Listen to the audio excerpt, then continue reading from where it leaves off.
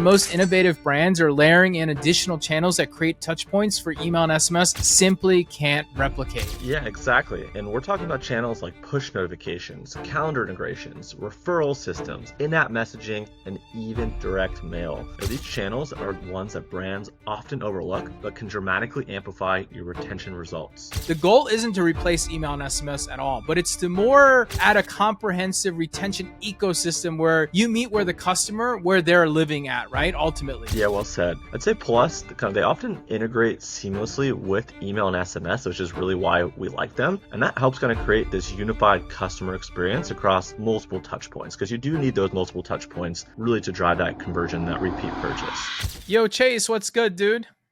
Hey man, how are you? I'm good, man. Good little weekend. It's nice and warm out here in Texas. Yeah, it's been hot here too, but I know you guys were saying 75 degrees isn't considered hot. I know for Everyone you it's who's like in the listening to this 90s. thing, they're going to be like, 75 is not hot, bro. The 75 is sun's not out even close. shining, It's just the sun. chasing after You know what it kids. is? The California sun is hot. There is definitely the sun, right?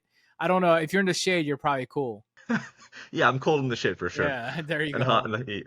Oh Yeah, yeah. man.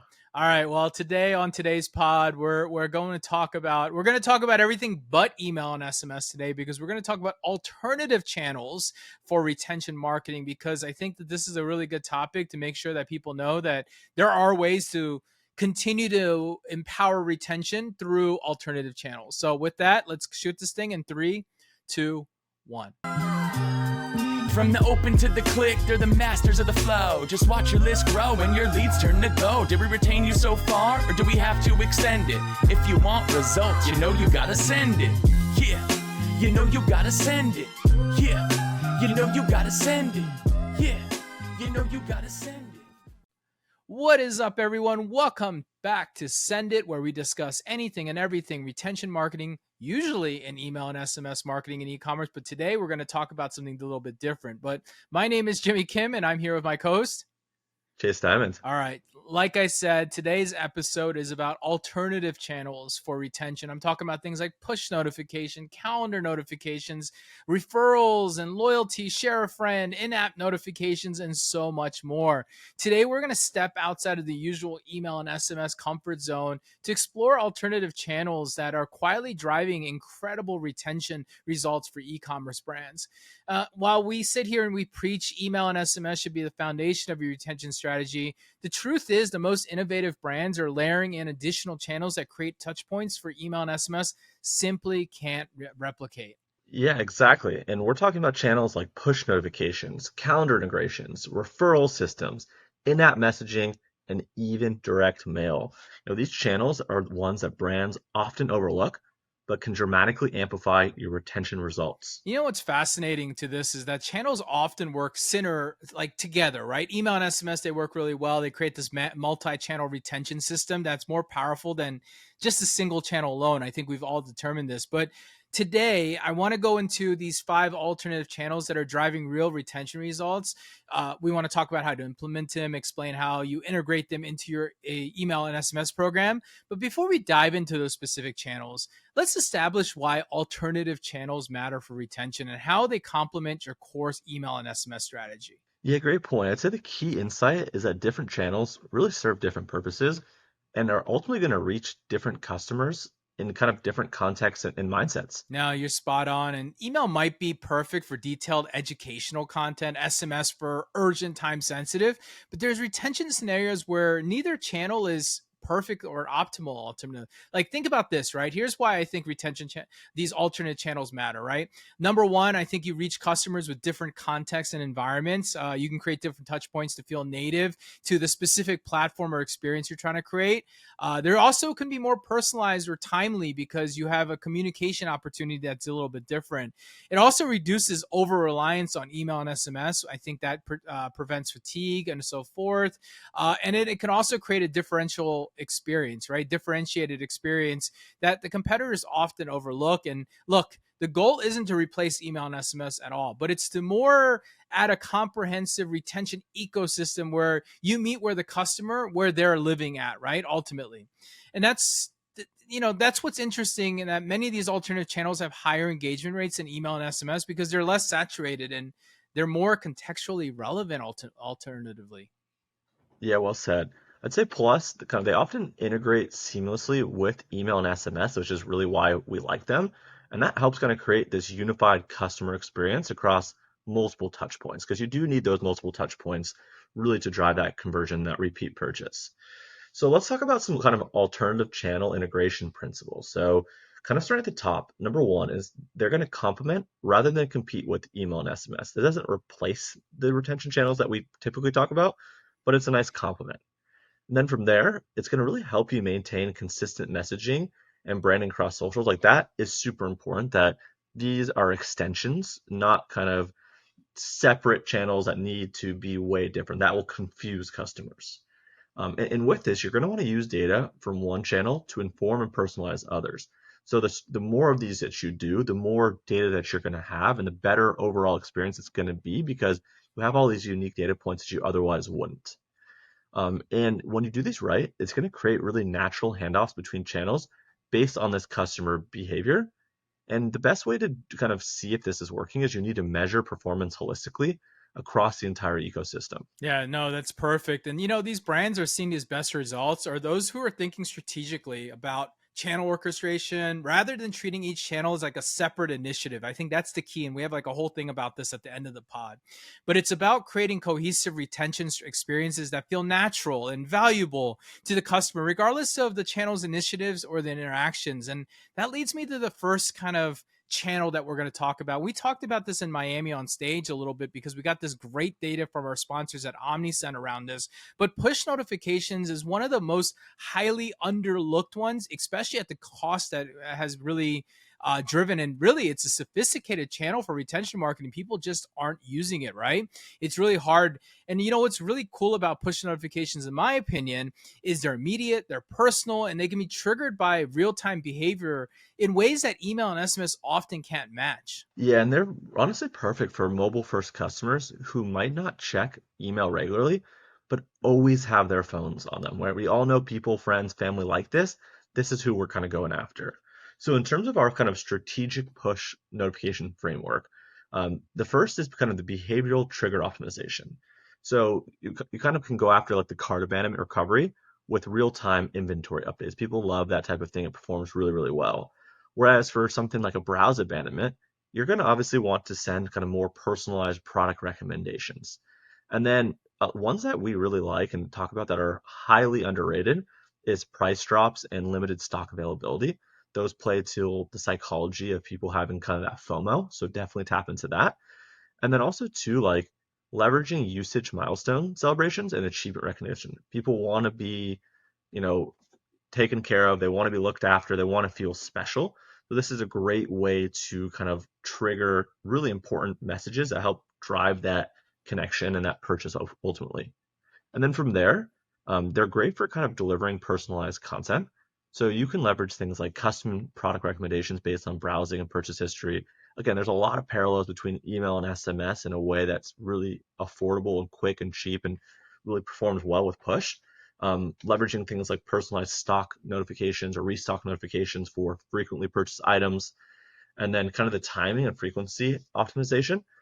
So you're going to want to leverage kind of intelligent send time optimization based on each individual person. So things like when they're typically online engaging, their time zone, those types of things, because the contextual timing based on the app usage patterns really is going to help you drive that really strong engagement here. And you know what? Just to add to that, what makes push notifications particularly effective for retention is their ability to bring back customers back into the app or the website at exactly the right moment because of the way it kind of pops up. And I was reading a stat just before this pod, and the stat said that basically push notifications have an average open rate of 90% because it's kind of disruptive in front of your face compared to email, which is what, 20-25% maybe? Huge, yeah. It's not too dissimilar to the benefits of SMS, right? But with the cost more like email or really no cost, right? It's very, very cheap.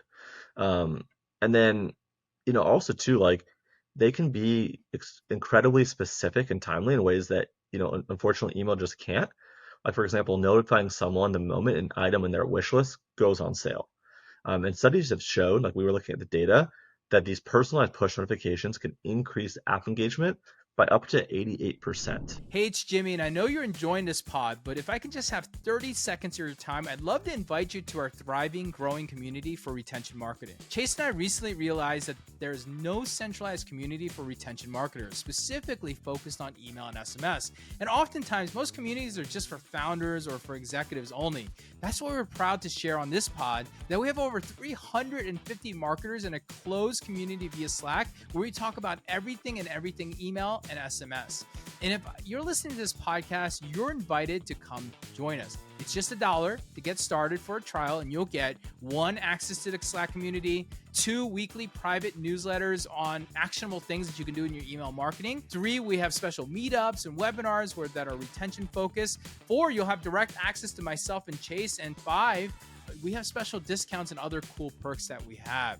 This is where we hang out, and if you want to hang out with us, this is where you should come join us. It's called Ecom Email Certified Community, and you can learn more at ecomemailcertified.com or check the show notes for direct links. Hope to see you there, and we'll send you back to the pod now. That's pretty huge, man. And a brand that I've seen, and it's only because of my wife that I have this, but Sephora does this really well with beauty products. My wife, she'll like get restock notifications through push or like personalized recommendations that she'll actually look at. And we know their retention has a really high number already. And the truth is, brands that are using them, they say, and this is what we heard from OmniSend again, they're seeing that push notifications see 3 to 10 times higher retention rates than just email alone, which is, I think, pretty incredible. Yeah, it really is. And I'd say the key is treating push notifications as part of the larger retention strategy rather than kind of just random batch and blast with no strategic notion, kind of promotional alerts. Don't do that. And don't forget, I think measuring the metrics is not just open rates, but actual retention metrics like repeat purchase rates and customer lifetime values that come into play here. Yeah, that's well said. And then, we've seen brands, achieve anywhere between like maybe 2.5, 3 times kind of higher retention rates when they do implement this kind of strategic push notification program that we just talked about, compared to just solely relying on email and SMS. Yeah. And, look, the reality is you've got to integrate it. And we've got to talk about this later, but you got to integrate it well with email and SMS. That's really crucial to getting this thing to work correctly. It's going to drive an immediate action where, email handles more of that like follow up in different places. So push is a pretty big underrated like channel. I think that's really what we've learned over the last probably 6 months here, especially working closer with OmniSend. But the reality is there's more channels. And the second channel I have on the list here, which I thought was really interesting, was calendar integrations or calendar invites, which are incredibly underutilized, but highly effective in retention in certain product categories. And we've seen this happen really well. Have you seen calendar integrations work? Yeah, I'd say, we were really early to it. I think we've been using this type of stuff for north of like 5 or 6 years. I'm surprised that the adoption of this has been like almost zero. I've seen maybe 3 or 4 brands really ever do this over the last couple of years.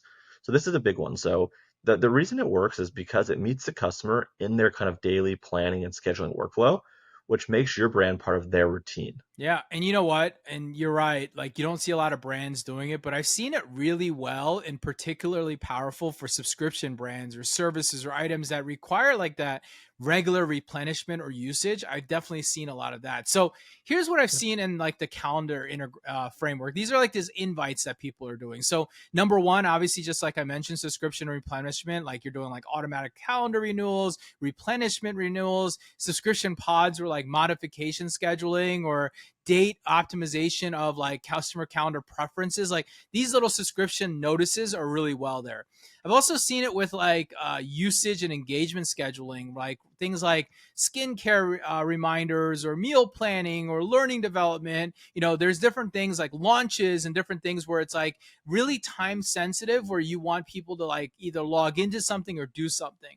And then, of course, the biggest one that I've seen work really well is like lifecycle management. I'm talking about things like customer anniversaries or, a seasonal use or even like a goal setting or progress tracking integration. These are all like cool ways that I've seen these calendars work with retention. Thoughts? Love that. Love that, man. Yeah, I'd say kind of circling back to just what makes it so powerful. is it really creates kind of habitual touch points that don't feel like marketing. It just feels like part of your day and part of your routine, which is huge. Yeah, no, that's right. And when customer gets a calendar reminder to reorder their supplements, feels like a helpful life management reminder rather than a sales pitch ultimately. Yeah, and it works, really, really well for products that customers want to use consistently, but might often forget about without kind of these ongoing reminders. So, kind of to dive further into this, so in terms of some calendar integration tactics, um, I'd say one thing is kind of leveraging smart scheduling and optimization. So, you're going to want to integrate with the customer's existing calendar systems and preferences. So, if they use something like a Google Calendar, make sure that you have the capabilities to add it to their calendar so it's seamless. They shouldn't have to use something new because they frankly won't.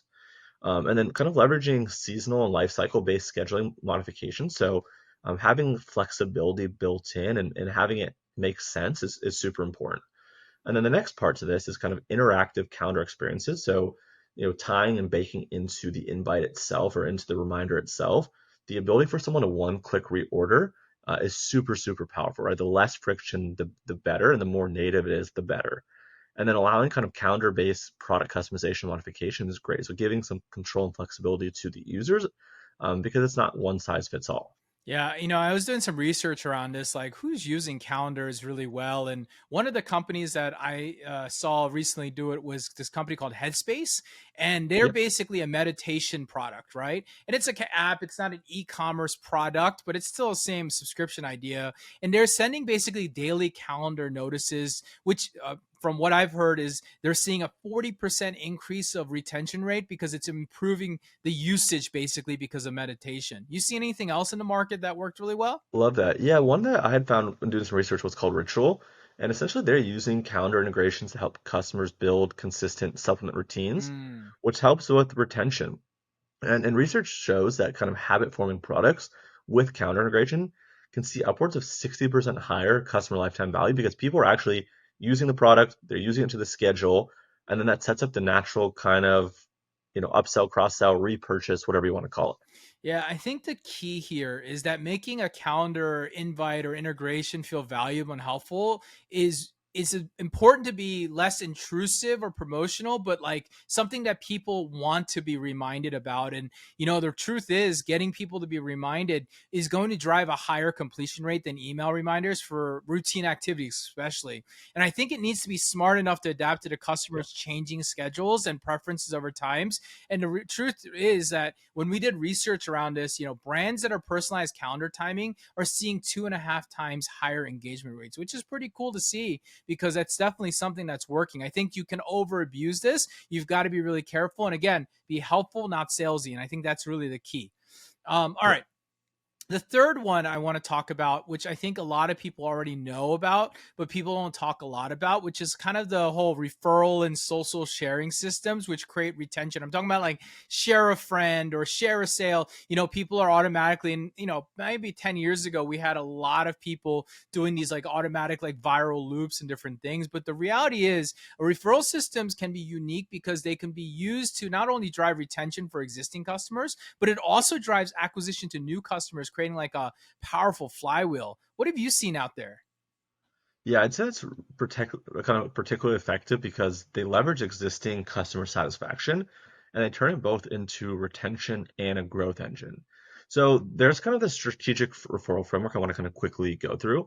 And there's three kind of components. So the first one is multi-tier referral system design. So essentially what you're going to want to do is you're going to want to progressively reward people based on more referrals. So the more that they do, the more that they get. So that way there's this continued incentivization to do more and more and more versus, kind of decreasing. And then when people do this, right, you want to reward your top folks, your top referrers with exclusive status, badges, recognition, because it's going to make them feel really, really good. And then as kind of maybe your slow season comes into place, or maybe you have a specific campaign, allowing some referral bonuses is a nice way to kind of juice whatever it is that you're trying to do, and then kind of lifetime value-based rewards as well. So it's not just what you do today, it's what you've done historically, and rewarding people for that is a really nice thing to do. And then the next one is kind of the social sharing integration piece. So you're going to want to leverage kind of the UGC, kind of the user generated content creation. And you're going to want to incentivize people to share it on their channels and maybe even share it on your own channels, because that creates this flywheel of people wanting to get recognized from you and from the community ultimately. And with that, running kind of community-based challenges and social engagement campaigns allows people to channel kind of their inner competitiveness to be able to do more for you while also doing more for themselves.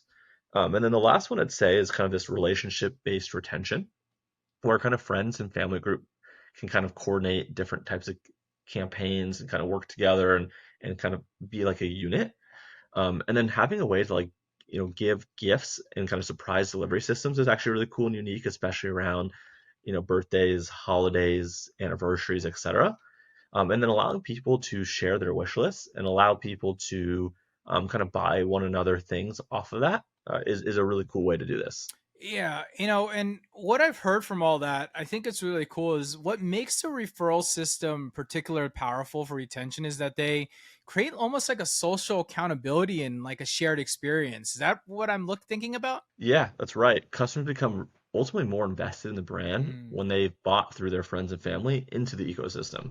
Hey, it's Jimmy, and I hope you're enjoying the pod so far. I want to talk to you about one of our sponsors, and it's about sales tax. Yeah, I know, nobody wants to hear about it, but here's the thing. If you're selling online, you've probably spent way too much time, money, and stress on something that should be automated. Enter Kintsugi. Pronounced kintsugi, named after the Japanese art of turning broken pottery into something beautiful and resilient. That's exactly what kintsugi does for your tax chaos. Their AI monitors and files and optimizes your sales tax automatically across all states and jurisdictions. They even go to Canada and even to Europe as well.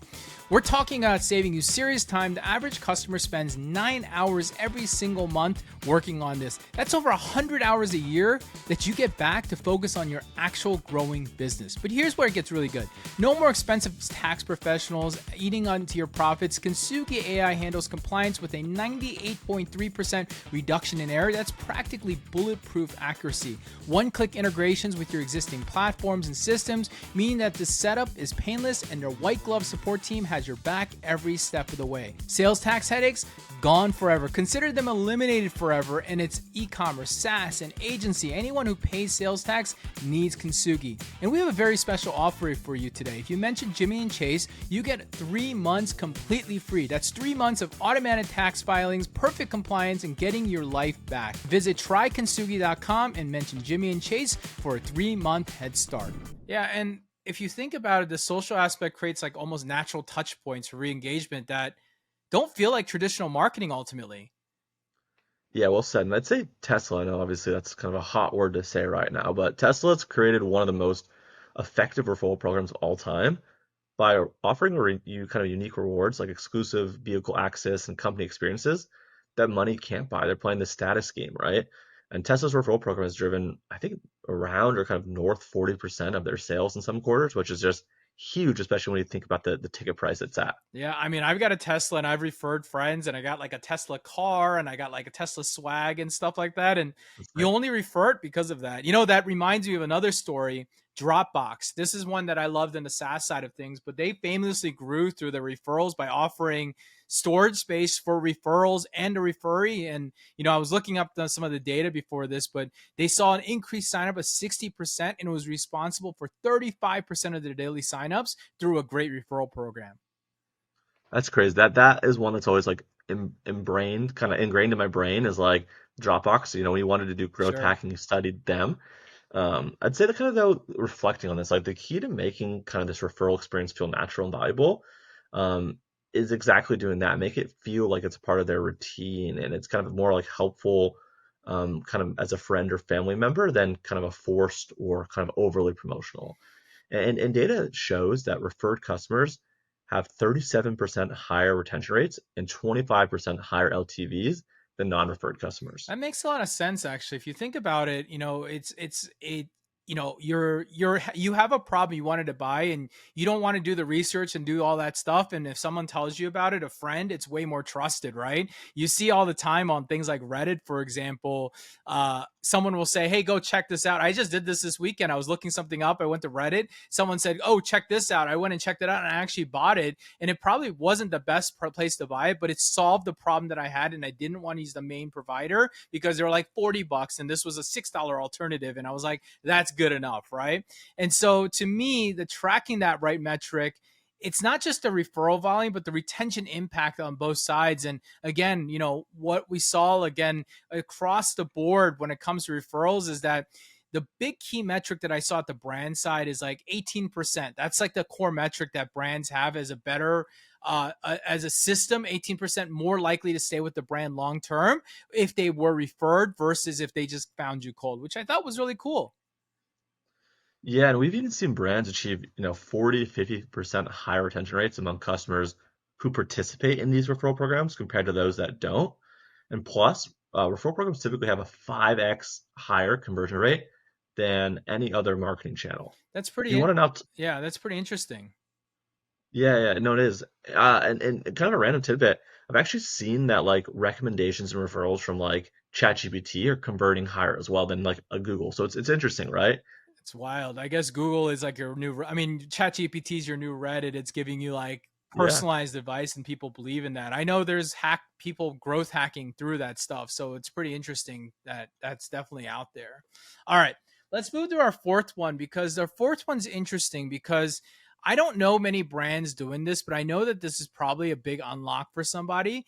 The fourth channel that I'm talking about is in-app messaging, which allows you to have like this like highly contextual, personalized communication that probably drives good retention. I'm talking about, on your website, since they know who you are, or on your mobile application, whatever it might be. But you can almost, if you know and you can identify, because the world's creepy now and you can all identify who people are, or if you're logged in, you should be able to deliver these perfect in-app messages that are like right there in front of you, from like an educational tooltip to almost a personalized recommendation to celebrate like not a celebrate, but to sell like a celebration milestone, like, hey, welcome back, it's your birthday, like different things that are really hyper focused. And people, some of those call this in-app messaging, I guess, or in-app what do they call it, in-app personalization. Basically the idea that because you know who the user is, you can send like contextual information and like nail down exactly where they're. So for example, here's some frameworks or ideas that are coming around this. Like if it's your first time coming back onto your website, and we're going through some launches on different things and we talk about this, their first time, you've got an onboarding system. That's like an in-app message because you're taking someone through it. So in a brand message, maybe they are the first time they've purchased and they come back to your site. You can almost onboard them because you can start sending them educational, personalized tips and recommendations, or even introduce them to, different features and benefits that you may have not seen. Another way you can think about it is also behavioral, right? They're on your website, you know who they are, they're showing signs of confusion, they're going back and forth, whatever it might be. And traditionally, we've got things like browse abandonments and messaging, but like knowing they're in that real time loop and be able to like message them could definitely be a big place, right? A re-engagement of someone who doesn't come on, or even a celebration, right? Being able to be on an app, and I don't know when the last time you've been on an app, Chase, that said like, hey, happy birthday or something like that, or happy 1 year milestone. I think that there's a lot of opportunity at a brand level, especially if you're grabbing that first party data. And the last thing I think about when you're thinking about like in-app messaging is really the idea of dynamic personal product recommendations. I think this is like the dream goal of like every retention marketer. But the more information you have on the user, the more specific you can get on it. Now, I don't know how you even deploy this, but the idea is, I'm sure it's out there, but the imagining that you could have seamless upselling and cross-selling based on the current context is probably one of the most powerful things that I think about. Chase, what do you think about in-app messaging? Do you think that there's an opportunity here that people don't think about? Yeah, I do. And I'd say prior to our research, I was kind of somewhere in the middle. I'd say now I'm more on your side with it, where what makes this kind of really effective is the ability to deliver, again, the right message at exactly the right moment in the customer's journey. It's like nails everything you want to do in marketing as a whole. No, that's exactly right. And instead of setting that generic like browse abandonment or the SMS, you can respond to what the customers are actually doing right now. I think there's an opportunity here.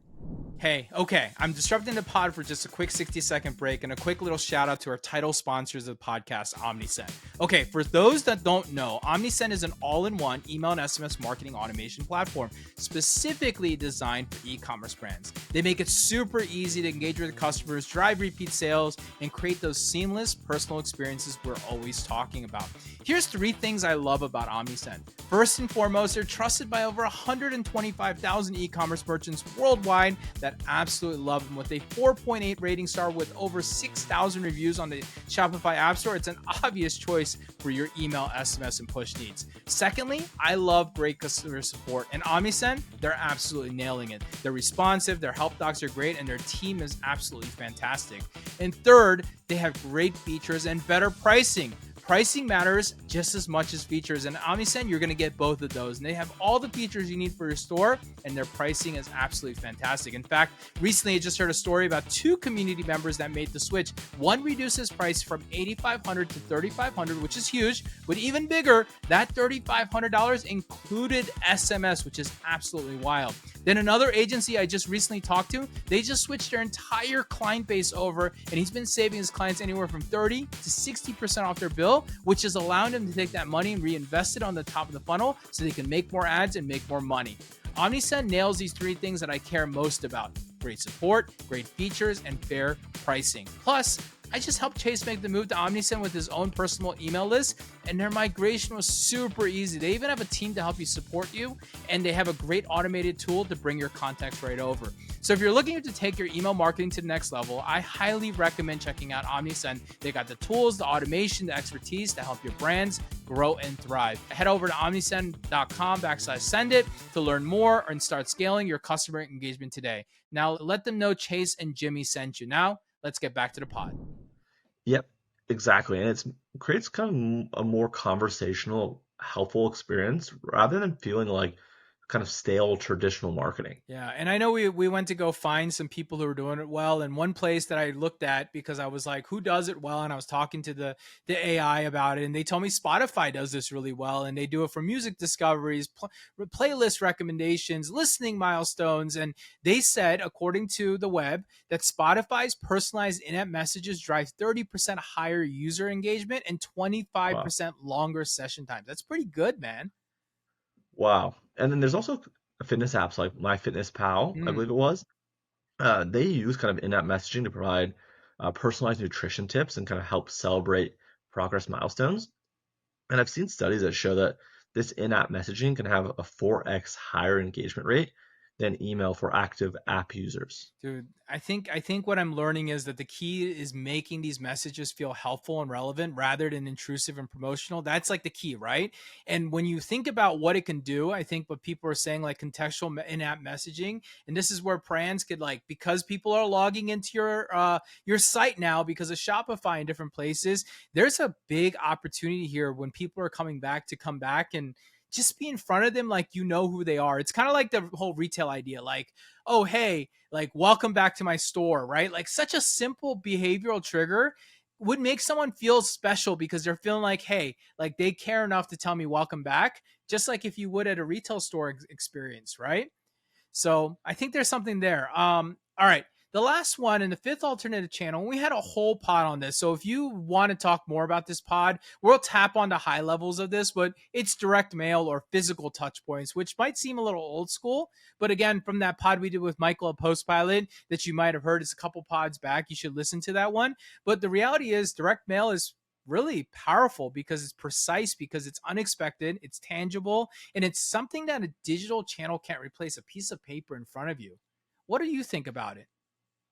Yeah, I think additionally, it kind of creates this premium personal experience that can significantly strengthen customer relationships and drive more retention. So, in terms of kind of like the strategic direct mail framework, the first step is this milestone and kind of celebration mailing. So, sending them out around customer anniversaries and birthday celebrations with personalized gifts and offers. I think that's low hanging fruit. And then also having kind of purchase milestone recognition with exclusive rewards. Maybe it could be dollars and cents off, or it could be access to a WhatsApp Slack group, kind of behind the scenes type look, or first dibs type thing. And then kind of a loyalty program tier. upgrades that have kind of physical status symbols. And then the next part is like product education enhancement. So leveraging it to send out kind of premium product guides and usage instructions.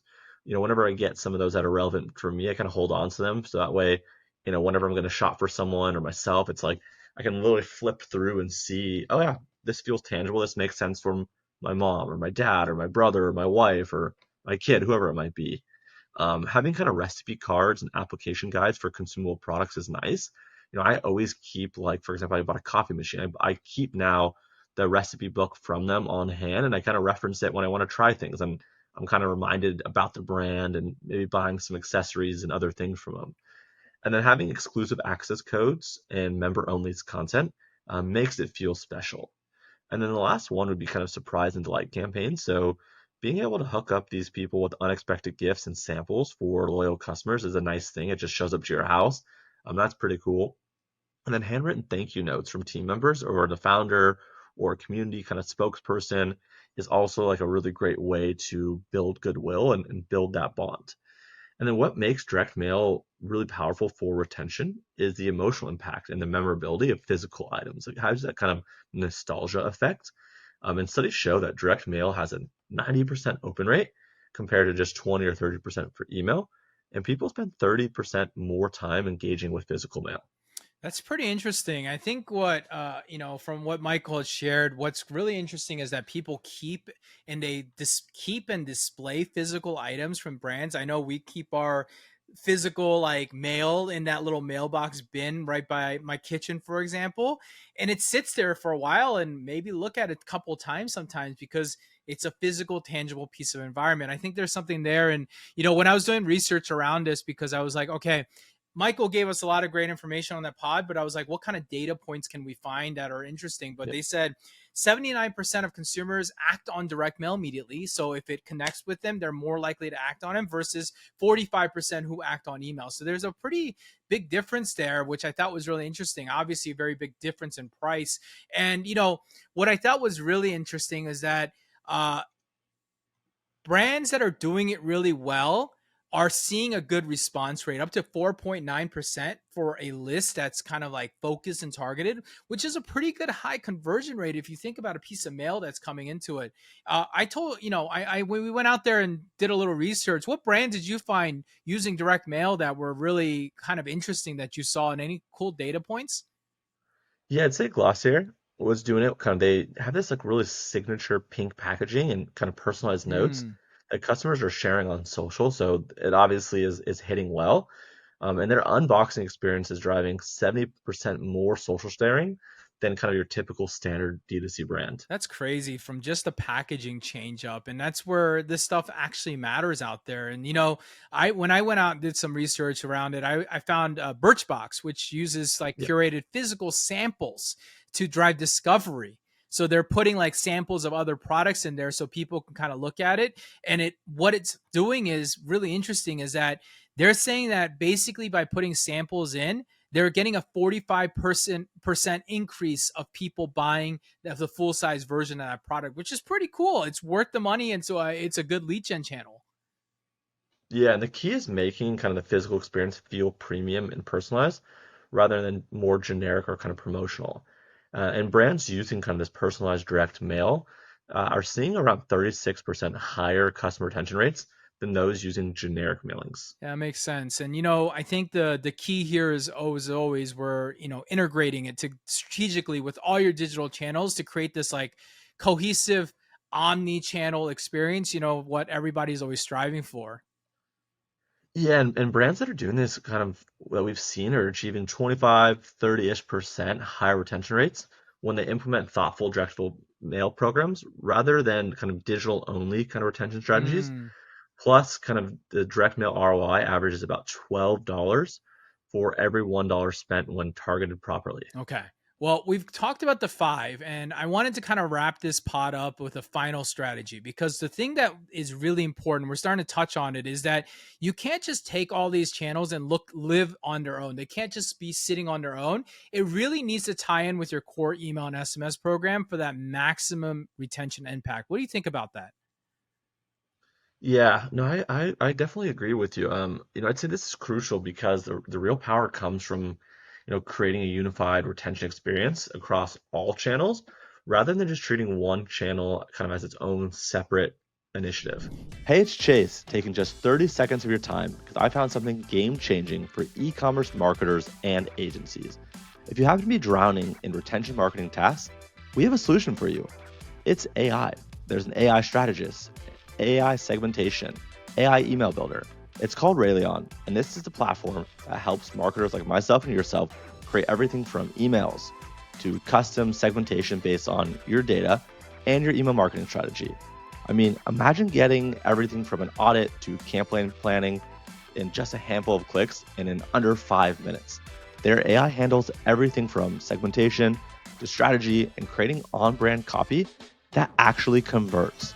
Brands using Rayleon save about 50% of their retention marketing time and see an average of 3x ROI. Yes, you're going to save time and make more money. Talk about a no-brainer. And this is really why brands like Coast, Ginger Milk, and Life Pro trust them and really utilize them and start recommending them to everyone. So head to rayleon.io, that's RALEON.io, for a 3 months email AI segmentation playbook in just 60 seconds. Yes, it's 100% free to try, and this will be the best 5 minutes you spend today, I promise. Rayleon.io, let them know that myself and Jimmy sent you, and we're now back to the pod. Yeah, like the old adage, right? The right channel for the right message at the right time, right? But what you've got to add to that is like it's based on consumer or customer behavior and preferences. So I've got a little idea like how do we unify all these things? Because I know people are going to ask, okay, Jimmy, Chase, like we get it, but how do I unify it? So first of all, mapping it, right? Taking a unified customer, just like you would with email and SMS on these touch points, you almost have to map these into the different plays depending on what channel you're using, how you're thinking about it, and you want to eliminate that like redundant messaging. You also, I think this is key, data integration. If you're using something like OmniSend, you want to make sure that you're integrating with all your different the platforms that you're playing with so that they are working together, not against each other. And then, of course, you've got to be strategic around the selection of channel and when it is, right? We know email, it can last a while. SMS is timely. Direct mail is going to hit at a different time. Calendar invites need to be just kind of like SMS where they're more time sensitive, for example. I think finding the right preference of each channel and selecting their prioritization is really important. And also being dynamic based around how their life cycle and behavior is going. Any thoughts around that? Yeah, I'd say the kind of powerful part about this is the kind of the orchestration that each channel is going to amplify one another rather than kind of diluting or competing for attention. And studies show that coordinated multi-channel campaigns achieve 23% higher customer lifetime values than more kind of single channel approaches do. Oh, that's exactly right. And a push notification might drive this immediate action, but email provides this like follow up, and direct mail creates a memorable experience. And again, going back to data and looking around it, they say that channels using three strategies at once are seeing almost a 287% higher purchase frequency. And you know what? Testing and measurement are crucial here too. Like that's like the big thing that I think about is not every brand is going to have the same result, right? Not everyone's going to have the same thing. So you've got to go test and play with different things because the optimal channel mix for any brand can vary based on customer segment, product category, and all that good stuff. So anyways, let's wrap this thing up because I want to summarize. I want to start by summarizing what we talked about here, the key insights for successfully implementing those channels together. What's your takeaway here? What's your most important takeaway that you can think about? Oh man, there's a lot that we covered, but I'd say the most important takeaway to me is that these kind of alternative channels should complement, not replace your core kind of email and SMS strategy. Oh yeah, or else we'd be replaced too because no one would want to listen to us if there was a better channel. And the reality is, email and SMS are the best channels. But really, I'm with you on that. You want to bring them together. So here was like the key takeaways. First, push notifications are real time. They work really well. You should use them. If you're not using it with your OmniSend, for example, or Klaviyo, whoever you're using in your ESP, you should 100% use it. They're cheap. They work. They're effective. You should get started, and we've seen the data behind it. Calendar integration is super important. That's something you should tap into if you haven't. There's great ways to utilize it. There's great apps that you can kind of tie in and get people tied into it. Referrals work. They're definitely work, but you've got to go all in and put work and effort into it. A place that Chase and I both agree that probably isn't being used enough. I'm sure there's apps coming up around it, or we should create something around it, but it's in-app messaging that helps create that like contextual or personalized retention communication based around it. I think people have been trying to solve this for a while. And then, of course, direct mail. That is, again, something we know works in this world. I was just at a live event, and there was like 5 booths talking about direct mail. And I was like, direct mail is back. People are talking about it a lot. And all of this comes together to one thing. It starts with mapping and orchestrating and bringing everything together and bringing it all together to drive that like unified experience for people. Yeah, and remember that different channels work better for different customer segments and product categories. So there's no one size fits all approach. Yeah, and I think one last thing I'll say is the key to testing this is like testing it systematically, measuring the right metrics, making sure it actually works. So don't just dive in. Don't listen to our pod and be like, I need to dive into all of these, because the research shows a higher ROI. However, not every brand is going to say the same. So what do you think about this for listeners to get started ultimately? Yeah, I'd say for listeners just getting started, I'd recommend beginning with push notifications, I think, or maybe referral systems, as they're kind of easy to implement and integrate well with email and SMS. And these channels typically show positive ROI within 2 to 3 months of implementation. So get that quick win. No, I love that. That's a good thing. And, I think the last thing I would add is don't forget the power of physical touch points like direct mail. I think there's so much power in there in a digital first world. Tangible experiences are often outsized. So I'm not trying to plug direct mail so much, but the reality is it works ultimately. And I've seen results behind that too. So with that, Chase, I'm going to call this a wrap because we went all over the place a little bit, but I felt like we did a good justice to talk about alternative channels. Any thoughts as you kind of heard all that? No, subscribe to the pod. Yeah, subscribe to the pod, follow, leave us a rating, and you can find us in multiple places. But reality is there's a couple ways to connect with us. One, ecomemailmarketer.com, link in the show notes. Join our newsletter. It's free. We go out every day. We tell you all about all the things going on in retention. So check us out. And secondly, if you are looking to get more information, get certified, or a course around email or SMS marketing, come join us over there. You'll see a link below. Last but not least, man, social media. Where can they find you, Chase? Most platforms, Chase Diamond, no A in Diamonds. Even on Facebook these days, right? Yes. Yeah, he's going back to Facebook, and I love it, dude. I think that channels are becoming more relevant because of the generational pushes of where people are living. Ultimately, you're almost finding different people in different places. And you can find me mostly on LinkedIn and X. However, I may be convinced to jump back on Facebook too. I feel like there is a good market there too. So, all right, Chase, next week we're coming back, episode 40. We're going to talk about one of your favorite topics you post about, email copy next week. What's working in 2025? What's working? What's done? We're going to break down some of your cool infographics you do. I thought that'd be a really fun one just to talk about because the core of good retention starts with great copy, not design. Anything else, you've got to be able to tell the person to make that purchase. So we're going to talk about that. With that being said, thank you for listening as always. We'll see you next week. Cheers. From the open to the click, they're the masters of the flow. Just watch your list grow and your leads turn to gold. Did we retain you so far, or do we have to extend it? If you want results, you gotta send it. Yeah, you gotta send it. Yeah, you gotta send it. Yeah, you gotta send it.